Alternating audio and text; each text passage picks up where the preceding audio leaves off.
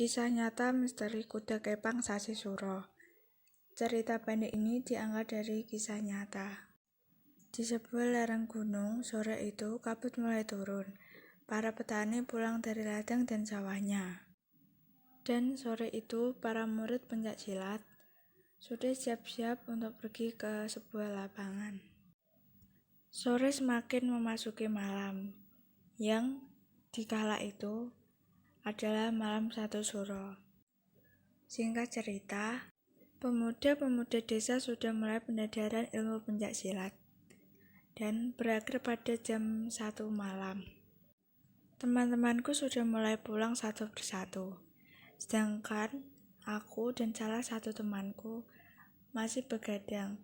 Tetapi tak disangka, suara gamelan dan beduk masih terdengar jelas. Padahal waktu itu jam sudah menunjukkan pukul 2 pagi. Aku bersama temanku pergi ke sebuah kampung yang menyelenggarakan pertunjukan kuda kepang.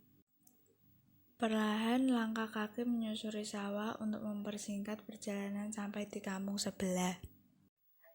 Tetapi tak disangka saat melewati sebuah pemakaman kampung tetangga, bunyi suara gamelan dan beduk dari kuda lumping itu tiba-tiba hilang.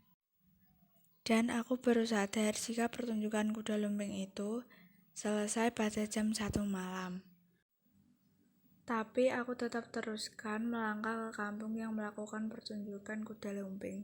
Sebelum sampai di kampung, aku melewati suatu sumur serta kamar mandi umum yang ada di tengah sawah perdesaan. Ada sesosok orang hitam terlihat dari kejauhan masuk ke dalam kamar mandi umum tersebut yang ada di tengah sawah. Aku kira manusia, aku dan temanku agak sedikit lega hatinya, karena ada orang.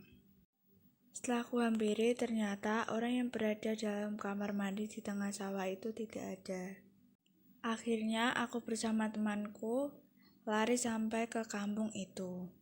Setelah sampai, aku ketok pintu rumah temanku dan tidur di situ sampai pagi besok harinya.